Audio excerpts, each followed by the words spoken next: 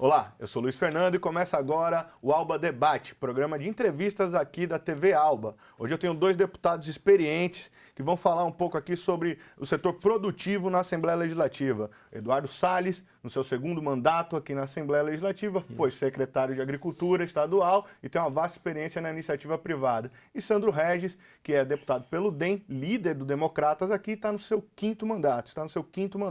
Vamos começar aqui falando um pouquinho com o Sandro Regis sobre esse desastre que vem abalando a sociedade nordestina, que é esse óleo vazado que a gente ainda não sabe de onde vem nem para onde vai. O fato é, a gente está enxugando gelo aqui e não sabemos direito como lidar com isso. Qual o papel da Assembleia na articulação de medidas para mitigar, para diminuir os efeitos devastantes desse caso, desse terror, dessa tragédia? Boa tarde, Eduardo. Boa tarde, meu amigo Duda. Boa tarde, amigos e telespectadores da TV Alba, né? Especificamente do programa Alba Debate. Quero dizer a você, Fernando, que isso realmente é uma situação muito difícil para o nordestino em si. É devastador essa questão desse óleo nas praias do Nordeste. Essa época que começa o turismo a aquecer em todo o Nordeste da Bahia, onde uma grande fonte de riqueza, uma grande fonte geradora de emprego, né, dessa área terciária do comércio, garçom, enfim. Eu sinto que nós estamos ainda atônicos com esse nocaute. O que nós temos visto, né, Eduardo, é um esforço conjunto de municípios, estado, governo federal, em tirar o petróleo, as manchas de petróleo das praias, da areia, tanto do mar, só que não se faz uma ação efetiva realmente para saber de onde está vindo e quais as consequências futuras. Hoje mesmo eu estava assistindo algum programa de televisão e amanheceu já diversas praias em Pernambuco, ou Alagoas, eu não sei, que não tinham sido contaminadas e já aparecem contaminadas. Então é aquele negócio, não adianta você ficar só tirando a mancha do óleo quando chega, né, na praia. Você tem que tentar fazer uma barreira lá fora para tentar tirar e não deixar se espalhar. É muito preocupante. Eu não sei como é que o Nordeste, eu não sei como é que nosso estado, né, vai enfrentar essa questão, porque os hotéis já estão despencando as suas reservas, né, muita gente desistindo de vir para as praias. Você já começa a sentir também aqui no litoral baiano já uma falta já de apetite do próprio baiano, do turista, de frequentar. Tem um município que eu represento, que já é divisa com Sergipe, o Conde. O Conde foi uma devastação, esse petróleo, né? Que é um município que tem a parte da praia muito forte no seu turismo. E aí, como é que o município vai sobreviver agora? Nessa época que recebe turistas do Brasil todo, muitos turistas do interior da Bahia também, enfim. Então, é extremamente preocupante, é o que você falou, está enxugando o gelo. Porque estão se fazendo medidas que não são medidas definitivas, estão se fazendo ações para remediar o problema, mas não foi ainda na raiz do problema para estancar. Então, eu acho que o maior problema não é agora, é daqui para frente. Primeiro, as consequências, Eduardo, que isso vai causar ecologicamente, que a gente não sabe ainda o que isso vai acontecer na cadeia marinha. E segundo, nós não podemos ainda mensurar, Duda, o prejuízo no negócio turismo no Nordeste. Então, realmente, a gente fica muito como homem público, né, como cidadão, como baiano e como filho do Nordeste, nós ficamos um pouco aí atônicos com os futuros passos que podem ocorrer na vida social e econômica de nossa região. Eduardo, hoje teve uma reunião onde um conjunto de deputados, 12 ou 13 deputados, participaram com um grupo, que é o grupo que eu vou aqui pescar, que é do Comando Unificado de Incidentes, que foi formado por diversos órgãos estaduais para tentar articular essas medidas. Queria que você falasse um pouco sobre essa participação da Assembleia, dos deputados nesse comando e o que pode ser feito do ponto de vista institucional e prático. objetivamente? Olha, Luiz, primeiro deixar um abraço grande a todos os telespectadores, parabenizar você pelo programa, o amigo Sandro aqui as palavras, e a gente, sem dúvida, vai ser um programa muito interativo aqui nosso. Dizer para você que a reunião foi muito proveitosa. Eu acho que a Assembleia Legislativa não podia ficar fora desse processo, desse momento difícil que passa o Nordeste brasileiro, especificamente no nosso caso a Bahia. Eu acho que nós temos que centrar em 3 ações, 3 preocupações grandes, que foi a minha fala hoje na reunião. A primeira questão que eu acho é que, como o Sandro falou, nós temos um problema que nós não sabemos a origem e nós não sabemos até o volume de óleo e as correntes marítimas aonde estão levando, perfeito, porque a Marinha já era para ter nos dito, porque desde os tempos das caravelas se sabe as correntes marinhas aonde vêm e aonde vão. Então nós, para anteciparmos a chegada desse óleo, nós teríamos que saber, olha, por exemplo, sabemos que nos 53 dias, desde o primeiro dia que apareceram as manchas de óleo, ela de lá para cá já andou 2.500 quilômetros a mancha. Então, até aonde ela está chegando? Aonde ela vai chegar? Chegou agora nas praias de Morro de São Paulo, Boipeba e até Barra Grande, lá em Maraú. Como é que a gente vai prevenir antes da chegada disso? Então, o primeiro ponto que eu colocaria é uma preocupação maior. Claro, nós temos 1.100 quilômetros de costa na Bahia. Não dá para cuidar dos 1.100 quilômetros de uma vez, mas dá sim para a gente cuidar da foz dos rios nossos, a gente cuidar dos mangues. Os manguezais são sistemas sensíveis demais e eles precisam de um cuidado especial. É ali naqueles estuários que a gente tem a reprodução dos caranguejos, do siri, os mariscos, enfim. Nós temos que cuidar melhor e especificamente dessa área mais frágil do ecossistema, Luiz. Então, primeiro passo, eu acho que tem que se pensar, e foi a nossa proposta hoje, que a própria Assembleia Legislativa cobre mais do Ministério Público Federal urgência para que o governo federal, o qual é a responsabilidade do governo federal, por lei, cuidar dessa questão. Então, nós temos que cobrar para que o Ministério Público Federal imediatamente e o sistema judiciário obrigue o governo federal a colocar as contenções. Alguns disseram que a contenção não funciona, ela quando é superficial. Hoje na reunião nós podemos ver, Sandro, que existem já, inclusive feitos em diversos locais, a contenção que permite, ela é mais profunda, tem uma tela e com peso aqui e permite sim aquele óleo que está um pouco submerso, ele segurar.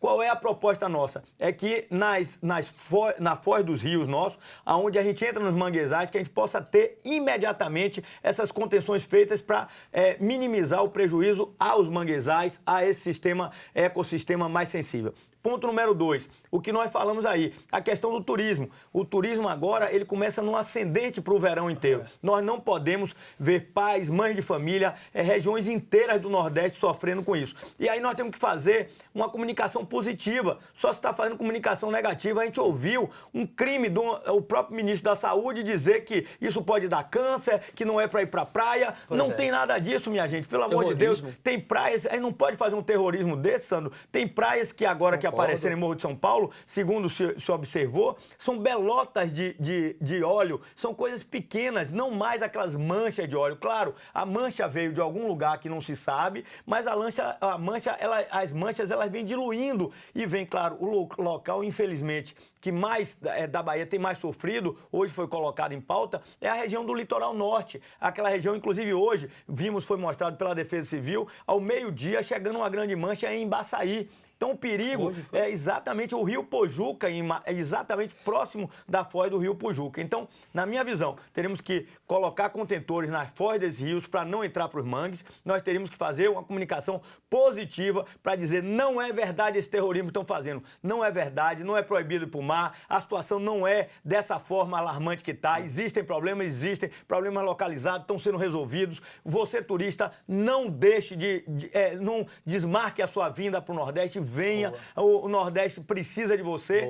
E o terceiro ponto, a questão das marisqueiras, dos pescadores, que também precisa ser colocado isso claramente, gente. Será que os peixes estão todos contaminados por causa disso? Então o presidente da Bahia Pesca hoje disse claramente, está fazendo uma amostragem de peixes desde o litoral norte, pescando os peixes e tirando a amostra em laboratório para ver se algum peixe daquele tem contaminação. para poder mostrar, porque todo mundo de repente parou de comer peixe e marisco porque diz que está Eu vou te contaminado. dar um exemplo. Eu fui almoçar domingo com minha família e Pauliana, minha esposa, tinha pedido. Quando ela se lembrou, cancelou o pedido. Você vê. Apavorada. Isso estão colocando terror É isso para aí. sua esposa, É isso para as aí. famílias todas. É isso Então, aí. os pescadores estão sofrendo e não adianta É isso o aí. governo dizer que vai antecipar o seguro-defesa. Entenda bem, seguro-defesa antecipar, não. Ele teria que dizer, olha, nós vamos aumentar cotas de seguro-defesa de 1 mês, 2 meses, porque começaria em novembro, nós vamos antecipar essas cotas. Porque se puxar para cá, lá na frente vai dar problema novamente. É isso Até aí. porque o seguro-defesa se restringe a um número específico de culturas, né? Não é para todos. São peixes, o robalo, a lagosta, não tem nada a ver com a série. Com a Você série tem de razão, Luiz, disso aí. Então, na minha visão, nós temos que focar nesses 3 pontos, a gente tem que atacar isso para poder minimizar o efeito dessa coisa que ninguém sabe, que já era para saber. Eu acho hoje um mínimo já de conhecimento sobre esse desastre ecológico que tem sido feito. A atribuição de controlar isso, como você mesmo disse, deputado Eduardo, é do governo federal. Existe uma má vontade, Sandra, do governo federal para com o Nordeste, porque talvez seja o maior desastre ambiental e certamente marítimo a que somos infligidos. Eu prefiro não ir para Politizar? essa linha. Não, eu prefiro não politizar porque tem... Mas é preciso cobrá-los. Nós temos alguns assuntos, eu vou contar a você. Por exemplo, eu acho que o grande exemplo nessa casa hoje de responsabilidade é a comissão que nós fazemos parte, eu e Eduardo, que Eduardo foi presidente por muitos anos e é um grande líder na comissão, o qual sou vice-presidente da Comissão de Agricultura. Lá nós não politizamos nada. Assunto como esse nós temos que tratar para ser resolvido. Porque quando cai no campo político, se sai para o embate político e a resolutividade fica para trás. Então, eu acho, Luiz, que nós não temos que culpar nem governo federal, nem governo do Estado. O que nós temos que nos unir, nós do Nordeste, para buscarmos a solução, como o Eduardo falou. E Eduardo foi muito feliz aqui quando ele falou o seguinte, sobre a questão das palavras empregadas sobre o turismo. Porque se for dessa forma, que se continuarem conduzindo esse problema, além do grande problema ambiental, será uma grande crise econômica em nossa região. Já estamos vivendo, né? Hotéis, restaurantes, desemprego, enfim.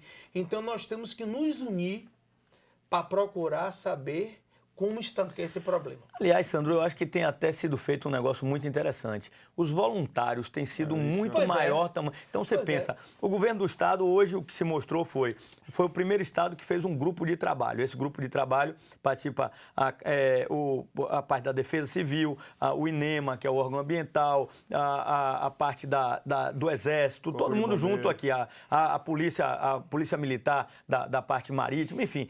Todo mundo trabalhando junto. O governo federal agora e o governo estadual vai participar, pelo que foi dito hoje, também de uma comissão federal, foi definido ontem numa reunião do governador com o ministro, de que vai haver agora também, o governo do estado vai ter um assento que vai ser da presidente do INEMA nesse grupo federal. Então, esses grupos, junto com o Exército, junto com a Marinha e com os voluntários... O próprio município também, né? E os municípios, exatamente. Atingidos, todos estão participando. O Neto tem botado a Limpurbe aí para trabalhar dioturnamente, os caras estão sem parar.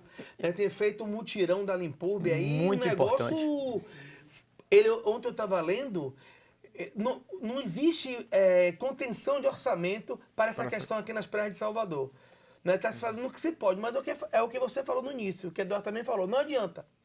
Essa ação de Neto, essa ação do governo do estado, não adianta se não for buscar o problema na raiz. Mas aí porque vai tirar e vai chegar. Quando eu evoco a responsabilidade do governo federal, é porque compete a ele investigar da onde está vindo, para onde vai, qual o volume disso. Porque enquanto a gente não tiver essas informações, dificilmente a gente controla. Mas tem que ter essa unificação aí de município, governo do estado e governo federal, não só na Bahia, em todo o Nordeste, para fazer uma grande frente de trabalho. Eu sinto que a turma está perdida realmente. Estão pedindo até ajuda para o governo americano, pelo que disseram, e até agora não se tem. O que se falou, e hoje até fez uma explicitação legal, o Rosenberg, que é uma pessoa da área, do setor de petróleo, ele disse que normalmente isso realmente acontece muito, ele que é petroleiro, de navios que, durante o trânsito, eles passam o óleo de um navio para outro.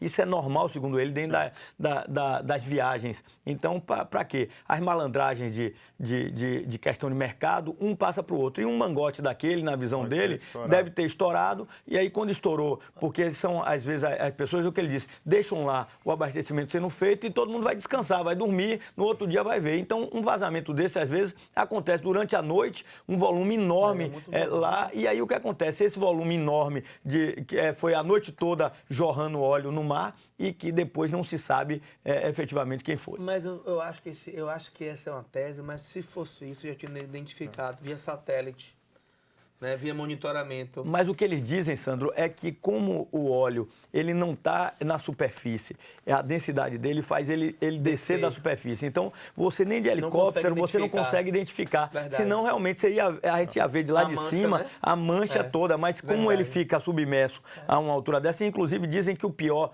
quando entra nos rios, que eu estava vendo, é uma coisa, entra nos mangues, nos rios, é pior ainda, porque com a água doce, ele tende a afundar. Então, aquilo ali vai sedimentando na areia das Aí é um prejuízo enorme. É incalculável. A gente precisa se concentrar e estabelecer medidas para a ação prática disso, né?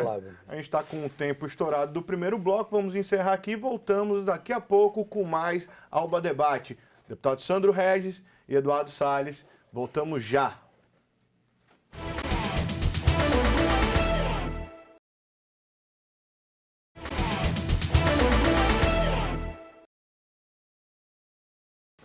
Voltamos agora para o segundo bloco do Alba Debate, com os deputados Sandro Regis e o líder do Progressista, fazendo uma correção no primeiro bloco que eu não falei, Eduardo Salles. Eduardo, o governo do Estado tem feito o seu papel no incentivo da agropecuária na Bahia?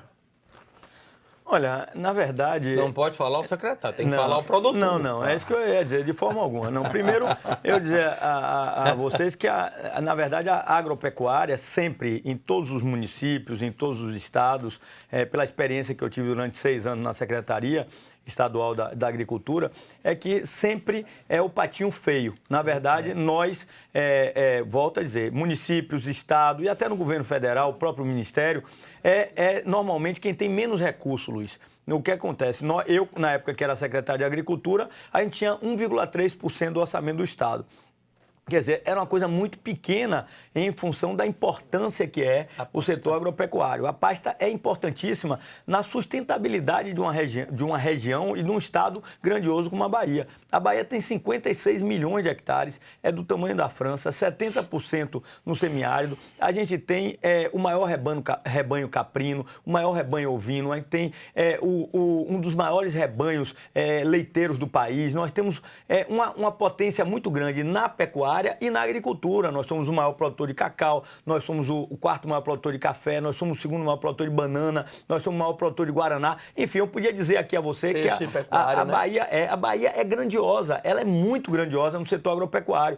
E isso dá sustentabilidade ao interior do estado. Nós temos a maior população rural do país, nós temos o maior número de agricultores familiares, nós temos quase 750 mil agricultores no estado da Bahia. Então, a grandiosidade disso era para ter um orçamento muito mais pujante em relação a isso. E eu cobro isso do governador, eu sou da base do governador, mas digo isso a ele, governador, olhe bem, a gente tem que ter um momento de quê? De crítica construtiva. Sim. A gente não pode ser só governador, um tapinha nas costas, dizer não, está tudo bem, está tudo... Não, governador, olha, a situação é complicada. Claro, o governador coloca claramente dizendo, eu adoraria aumentar o orçamento, só que o cobertor é curto. Aí a gente conversa, ele diz, Eduardo, como é que eu vou fazer? Eu estou com uma sala de aula sem professor. Eu vou deixar de contratar um professor, eu vou contratar um outro técnico agrícola. Eu tenho policial militar que aposentou e que eu preciso contratar um lugar. Enfim, a gente, como gestor, é diferente. E dizem sempre que o calo dói mais no pé de cada um que está ali com aquele calo. Então, sem dúvida, eu que sou uma pessoa que sou muito ligada ao setor agropecuário, o Sandro também, é lógico que a cobrança nossa é muito grande para esse setor. E eu acho que a gente tem que investir mais nesse setor agropecuário. Durante os anos que eu tive lá, a gente viu a importância da diversificação e da agroindustrialização. A região que Sandro tem histórico de família na questão da região do cacau ali, eu também, meu bisavô, meu avô, meu pai, eu já nasci em Salvador, já não tive não sou fazendeiro de cacau hoje como o Sandro mas ele sabe onde o calo dói no pé. As dificuldades, porque você produzir hoje, Luiz, num país como esse nosso, as dificuldades são muito grandes, as questões das leis trabalhistas, as leis ambientais, os impostos. Então, é um conjunto de coisas que parece estar ali para travancar essa questão. Então, a gente criou, que Sandro faz parte, a Frente Parlamentar em Defesa do Setor Produtivo, Agropecuária, Indústria, Comércio e Serviço, porque o ano passado, a gente tentou, Frente Parlamentar da Agropecuária, da Indústria, de tal, não dá caldo, a gente não tem condição aqui de fazer. Juntamos uma só em defesa do setor produtivo. E aí, com isso, a gente quer o quê? Ouvir do setor produtivo quais os problemas, aonde o calo está doendo neles, para que a gente possa modificar as leis da Bahia para beneficiar quem gera emprego. Porque muitas pessoas aqui, colegas meus de Santos, dizem, não, o empresário hoje não pode dar recurso para a campanha. Então, o empresário não tem voto. Então, a turma acha que o empresário não é importante e que só o trabalhador é importante. Não, senhor. Se não tiver o empresário, o gerador de emprego, nós não temos trabalhador. Então, a turma tem que entender isso. E se nós não apoiarmos quem está gerando emprego, o país passa hoje por a segunda pior crise da história de desemprego. Quase 13 milhões de desempregados no país. Então, a gente precisa trabalhar isso e é isso que a gente está querendo fazer aqui dentro da Assembleia Legislativa. Eu tenho certeza que o meu pensamento é igual ao pensamento do Sandro, da gente mudar para melhor a vida do empresário, que vai mudar para melhor a vida dos municípios que a gente representa. Sandro, dentro disso que o Eduardo está falando, a gente teve recentemente um caso bem interessante e importante de ser esclarecido. Uma matéria de um veículo jornalístico colocava meio que fogo incendiava, na verdade, e generalizava a questão dos empregados, dos produtores, dos donos de fazenda, que em tese empregariam pessoas em trabalho infantil, trabalho escravo, e isso acabou saindo o justo começou a pagar pelo duvidoso. E a produção do cacau foi contaminada por isso. Eu queria que você explicasse um pouquinho para a gente que não dá para generalizar uma questão dessa. A maioria dos produtores, sobretudo na região sul da Bahia, é séria, tem frente a essas dificuldades todas, esses desafios todos pela frente, vem de décadas aí de recessão, onde fazendas faliram, muitas pessoas sofreram muito com isso, e agora que começa a retomar, é jogada no meio de uma fogueira dessa, né? Queria que você esclarecesse um pouquinho isso para a gente. Vocês também já articularam algumas visitas ao Ministério Público do Trabalho, foram conversar com algumas pessoas para poder colocar e esclarecer, e o justo tem que continuar seguindo o seu caminho, e quem não está fazendo as coisas da forma correta deve pagar por isso. Luiz, primeiro aqui a gente tem que ressaltar o trabalho da Comissão de Agricultura. Fomos eu, Eduardo, Jusmari, Pedro Tavares. Falta alguém, Duda? Não, acho que só. Fomos nós quatro lá no Ministério Público do Trabalho, onde fomos demonstrar. Primeiro, nós não estamos aqui a favor de trabalho escravo nem de trabalho infantil, muito pelo contrário. Agora, a gente foi lá mostrar o que se não pode é você generalizar algumas situações pontuais. Por exemplo, nessa matéria, Eduardo até frisou muito isso lá, que eu acho que foi muito importante. Por exemplo, nessa matéria se falava na questão de não ter energia. É culpa do proprietário da terra não ter energia? Existe um programa no Brasil, que eu acho que até em 2022, toda a zona rural da Bahia vai ser atendida pela energia elétrica. Não é isso? E aí você faz foi um crime que se fez. Você se cria, hoje o chocolate já é uma linha que está sendo industrializada. Hoje o chocolate está sendo conhecido. O chocolate produzido na Bahia, o chocolate que nós fazemos, chocolate caseiro, o chocolate do cacau fino, já está sendo conhecido em todo mundo. Aí você disse que o chocolate é fruto do trabalho escravo, que o chocolate é fruto do trabalho infantil. Imagine você, o mundo encara essa questão do trabalho escravo, do trabalho infantil, de uma forma muito dura. Se isso se torna verdade, se cria embargos aqui na nossa produção, que no momento que a gente começa, a nossa região que vem da década de 80, sofrendo aí horrores, como o Eduardo falou, A época de meu avô, Luiz, não tem mais a capacidade de produzir. Quem está vindo agora é a terceira, a quarta geração.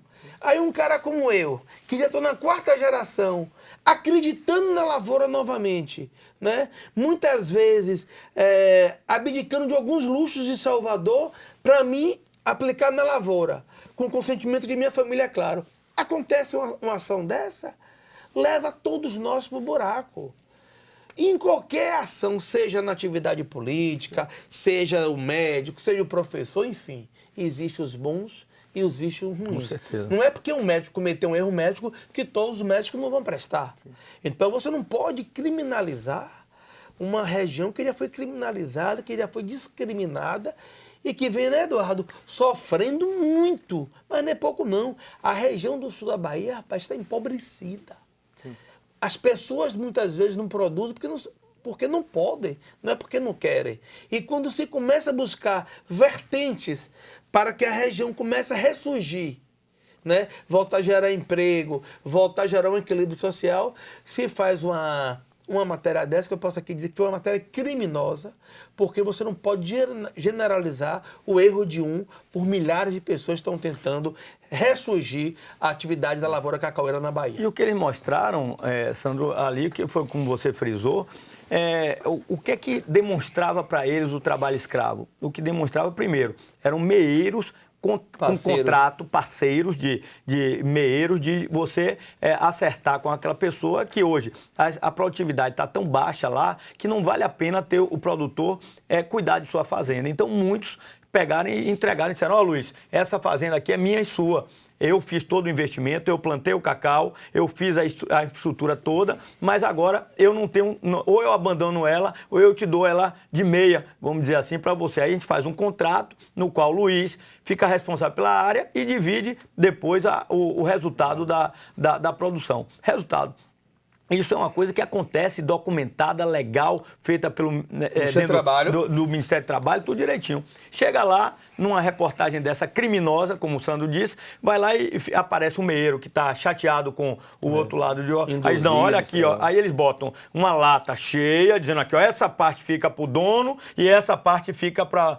Porra, uma coisa delimitada, uma coisa... Aí mostrando que o trabalho escravo para eles é porque o cara não tem água. Olha, tem uma cacimba ali. A vida inteira, há poucos anos atrás, 2 décadas atrás, a grande maioria das fazendas viviam de cacimba, de uma mina que tem ali. Na região tem muito isso ainda. A turma pega a água da mina, não tem água de você dizer tem água encanada para isso. Não, é água da mina. Isso é normal. Quem conhece o sertão, vá no sertão para ver, não tem banheiro. A pessoa vai dizer, então não pode ter banheiro. Banheiro é fora de casa, o cara vai... Isso é a vida do dia a dia. Então eu que sou agrônomo, que conheço os 417 municípios da Bahia, eu digo que é um crime dizer que aquilo ali é trabalho escravo, porque não tem energia. Aí bota um lampião dizendo não tem energia. Olha bem, gente, há 10 anos atrás não tinha energia. De 10 anos para cá, se colocou 580 mil novas ligações através do Luz para Todos no estado da Bahia. 580 mil famílias não tinham energia há 10 anos atrás, gente. Então agora o cara vem dizer que é trabalho escravo porque não tem energia numa roça. Quantas ainda tem? Agora está previsto até 2020 acabar. Não sei nem se consegue acabar, mas se for é um grande avanço. Mas isso não é trabalho escravo. Então descriminalizar, criminalizar, como o Sandro falou, e a gente hoje, que tinha 2 marcas de chocolate na Bahia, hoje temos 80 marcas de chocolate, a gente está exportando chocolate, mostrando que nós temos... Por quê? Porque o suíço, o francês, o belga diziam que tinham os melhores chocolates. Eles não produzem uma amêndoa de cacau. O cacau da Bahia começou a ir para o Salão de Chocolate, esse evento que vai ter no final do mês de outubro, início de novembro, e esse festival, Salão de Chocolate que nós trouxemos aqui para a Bahia, fez com que a Bahia começasse a se inserir nesse mercado. Um mercado fabuloso, que é um mercado importante, agora ele é seleto. Se uma imagem dessa mostra, prejudica demais a imagem da Bahia, a imagem do cacau e do chocolate da Bahia. Quais são hoje, Sandro, os principais desafios para o produtor? Né, assim, pegando esse gancho, a gente está falando de falta de energia, ainda tem problema com água, mas é preciso induzir o crescimento. Hoje, na 4ª geração da família, como você mesmo citou, lá na lavoura, quais são os principais desafios? O que falta? Do que é carente? A gente tem que dividir aqui duas Bahias. Existem hoje muitos projetos novos, já com alta tecnologia. projetos que não são nem na região do cacau, nem na região da lavoura propriamente da lavoura cacaueira, mas na Chapada, no Oeste, na beira do Paraguaçu, que são a turma que está plantando um cacau irrigado com fertirrigação. E seja uma alta produtividade. Nego já está falando em 150 arrobas por hectare, 200 arrobas por hectare, ou seja, é uma atividade altamente rentável. Quando você fala majoritariamente que na nossa região, que vem do cacau da época de... Eu sou filho de bisavô produtor de cacau. Meu bisavô, meu avô, meu pai, porque veio de minha mãe, e eu agora. Então nós estamos falando aqui na 4ª geração. Primeiro, precisa-se ter crédito para que essa geração que está chegando possa ter condições de investimento. Porque não adianta, Luiz, não adianta eu ter boa vontade, eu ter uma fazenda boa, e não ter condições de investir. Porque o Eduardo estava perguntando, o que é que você tem feito em sua fazenda para ela se tornar produtiva? Primeiro é melhoramento genético, ou seja, as plantas que meu bisavô plantou, já não serve mais para dar produtividade. O índice pluviométrico mudou. Nós tivemos a vassoura de bruxa, né? A questão climática tem se transformado muito em nossa região. Primeiro é a questão de você ter capacidade para mudar geneticamente suas roças, né? Ou seja, pegar plantas novas, plantas mais... foram desenvolvidas, hoje tem uma série de plantas altamente produtivas e resistentes à questão da vassoura. Ter o crédito, porque sem crédito, se o cara não tiver grana para investir, o cara hoje não pode ir para lugar nenhum. Essa é a realidade. Então eu acho que tudo parte do crédito. Tudo parte de uma política de renegociação. Eu não estou aqui defendendo anistia, não estou aqui defendendo moratória, muito pelo contrário, porque se der para um, tem que dar para todas as atividades. Agora, nós temos que ter uma política para desenvolver a atividade. Nós tivemos aqui, fizemos audiência pública muito grande, né, aqui na Comissão da Agricultura, onde eu, Eduardo, Ismari, Pedro, enfim, vários deputados participaram.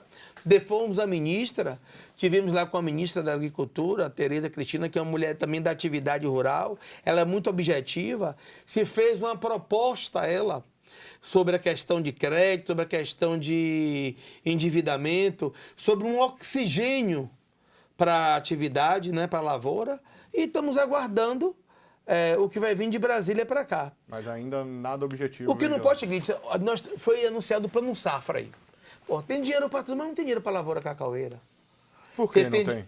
Por causa disso, porque pela discriminação que ocorreu com a atividade, a primeira atividade perdeu força. Eles dizem que não tem capacidade de pagamento. Exatamente.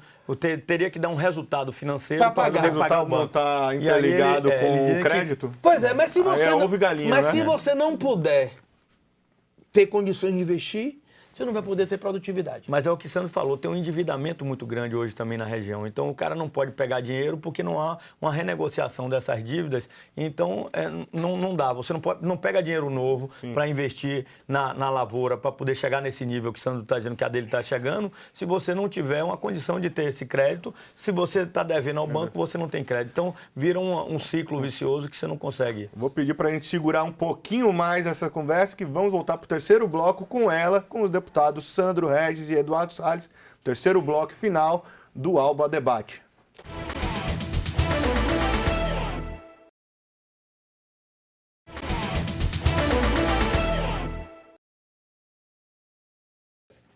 Voltamos para o terceiro bloco do Alba Debate com os deputados Sandro Regis e Eduardo Salles. Sandro, vamos falar sobre a CEPLAC, importantíssimo no desenvolvimento do agronegócio na Bahia, do agropecuário da Bahia, da produção, do setor produtivo. Como é que está a CEPLAC hoje? A CEPLAC, você tem que falar CEPLAC num conjunto. A CEPLAC no passado, né, foi muito importante para a nossa lavoura. Depois a CEPLAC, ela teve uma dificuldade muito grande na assistência técnica, mas a CEPLAC nunca deixou de ter o que tem mais de rico, que é o banco de dados da CEPLAC, de experiências, de avanços na evolução da genética. Banco de germoplasma. Banco de germoplasma, evolução genética das árvores. E hoje a CEPLAC está enfrentando um grande problema com o governo federal. Não é porque meu partido está com o governo federal que eu tenho que abrir mão de minhas convicções. Eu sou contra o fechamento da CEPLAC. Eu acho que é um grande crime e um grande golpe para a lavoura cacaueira. Não só para a lavoura, para toda a atividade da agricultura de nosso estado. A CEPLAC precisa reformular? Precisa. E existe na CEPLAC o quê? Os técnicos agrônomos já foram de concursos muito antigos, então muitos já estão se aposentando, né? Mas tem que se buscar uma forma de se preservar esse banco de informações, esse banco genético. E outra coisa, quem é que vai prestar assistência técnica para os produtores, para aqueles que não têm condições de ter um agrônomo ou um técnico agrícola nas suas atividades? Então eu vejo um risco muito grande. Quando eu tive com a ministra, eu abordei esse assunto e a Eduardo já provocou umas 2 vezes na comissão que nós fôssemos à CEPLAC tratar esse assunto com a ministra. Né, ficamos até surpresos, porque saiu uma nota dizendo que a CEPLAC seria preservado. Agora tiram o Guilherme Galvão, que é o diretor-geral. Depois se baixa um decreto pegando todos os técnicos, não foi, Sadado? E cedendo para o Ministério para que cuidem da defesa agropecuária. Eu vou aqui resumir para o Eduardo falar. Sim. Eu acho o seguinte, Luiz, se está ruim com a CEPLAC, muito pior sem ela. Sim. Porque é um crime com nossa região, com nossa atividade, o fechamento da CEPLAC. Isso vem se arrastando desde o governo do ex-presidente Michel Temer, né? Há muito tempo. Há muito tempo. Antes, desde Henrique, Fernando Henrique. Vem desde Fernando Essa Henrique. deterioração vem desde... Ela vem, só para te dar uma ideia, nós tínhamos 5.000 funcionários na CEPLAC. Hoje nós temos 1.000 funcionários e 60% deles prontos para aposentar. Então, a CEPLAC está sendo colocada de um jeito que está a última pessoa para pagar a luz. Então, tem que ser reformulada, não tenha dúvida. A CEPLAC já foi, no tempo do meu bisavô, do tempo do bisavô de Sandro, a CEPLAC era uma instituição que era uma instituição de desenvolvimento regional, que fazia estrada, tinha hospital, tinha tudo. Não é mais isso que se pensa em CEPLAC. A CEPLAC hoje, ela tem que estar focada, principalmente na questão da pesquisa. A pesquisa é fundamental. Como o Sandro falou, nós temos hoje o maior banco de germoplasma, de genética do cacau do mundo está aqui na CEPLAC. Nós temos os melhores técnicos, nós temos problemas que uma doença como a monilíase, a vassoura de bruxa foi ruim? Foi. A monilíase é uma doença pior do que a vassoura de bruxa, está a 80 quilômetros do Acre, de Rio Branco, no Acre, e a gente pode ter uma hora para outra ela aqui. Nós temos que nos prevenir, nós temos que ter uma condição de que essas pesquisas desses clones com altas produtividades, resistentes, eles possam ser testados, que a gente possa ter uma condição de se precaver de qualquer outra, vamos dizer, uma epidemia que venha de fora. Então, a CEPLAC é fundamental para isso. Se ela tem que ser reformulada, tem. Como? A gente tem que fazer, na minha visão, um pacto hoje em dia. A assistência técnica hoje, como a gente não tem funcionário, nós temos que fazer um mix. Temos que botar a Federação da Agricultura do Estado da Bahia, através do Senar, um polo.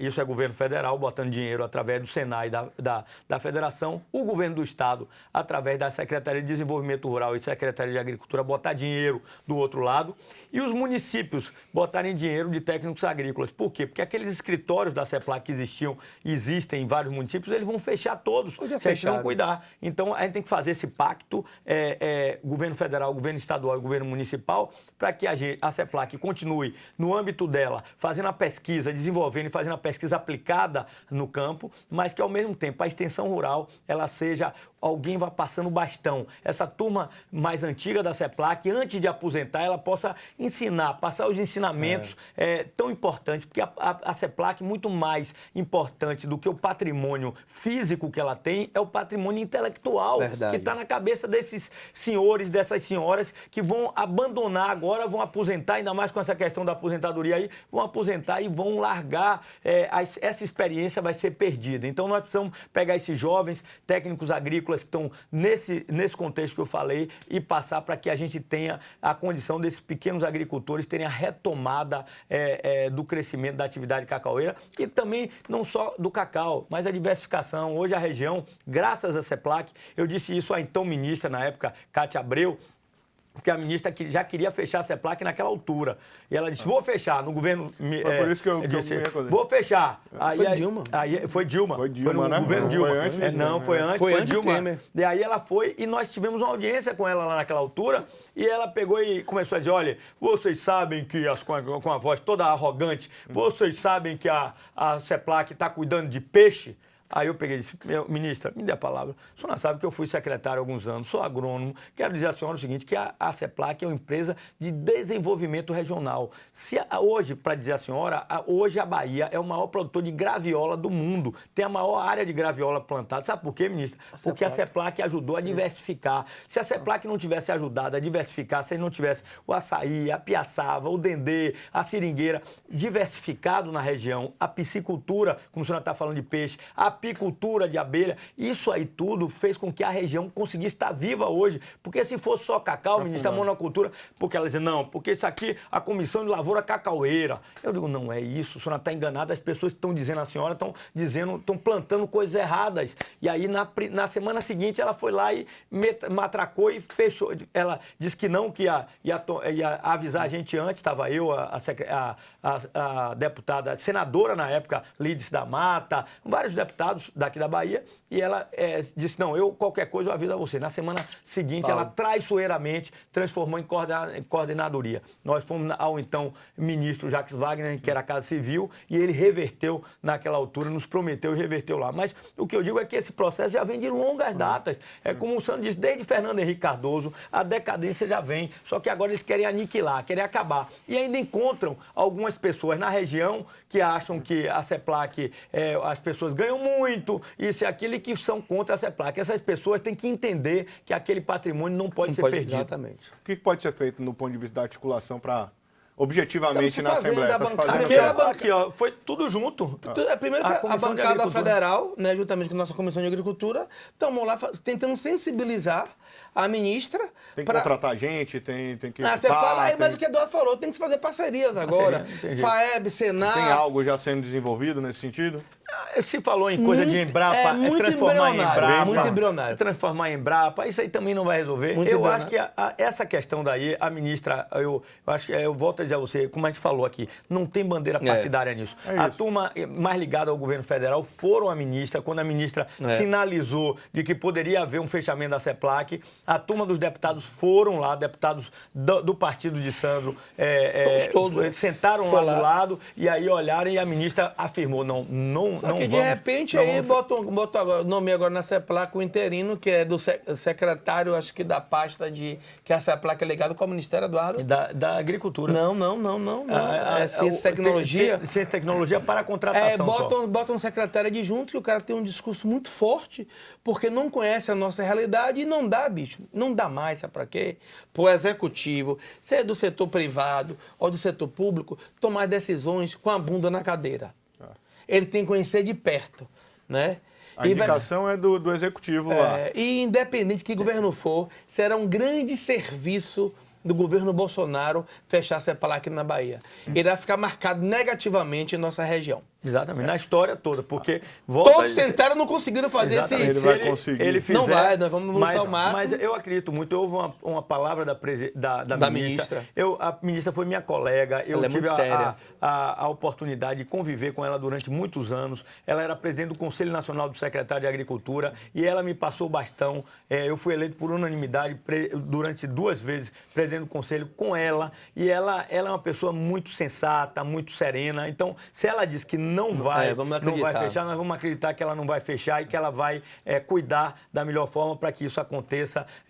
Claro, não do jeito que está, mas reformulando, modernizando, fazendo buscando acontecer. parcerias, né? Exatamente. Mas é importante. A gente não pode perder um patrimônio muito grande da Bahia. Certo. Nós estamos encaminhando aqui para o final do programa, para o Alba Debate. Eu queria uma palavra de cada um aqui nas considerações finais sobre o que esperar da Comissão de Agricultura, que foi o grande mote, o grande tema desse debate, que foi mais uma conversa entre amigos. Na comissão nós tivemos já diversas audiências públicas. A comissão tem procurado escutar muito o setor produtivo, seja ele em qualquer cadeia. Nós estamos agora pontuando lá, levar a comissão para o campo, ou seja, a comissão irá onde se planta soja, onde se planta cacau, onde se tem pecuária de corte, onde se tem pecuária de leite, né? Porque tem muitos que conhecem uma região, não conhecem outra.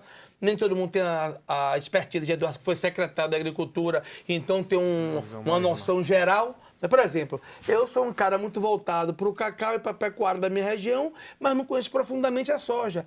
E tenho um grande desejo de conhecer a atividade da soja em si, porque tem demonstrado números impressionantes não na Bahia, para o Brasil.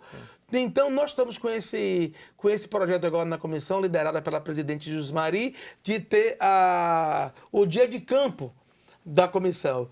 E a comissão tem tido muita responsabilidade. Nós temos buscado, escutado os produtores, não estamos só limitando a fazer esse debate na casa, temos ido nos órgãos, independente, se tiver aqui na Secretaria da Agricultura, vamos todos nós. Não tem partido. A comissão não tem partido.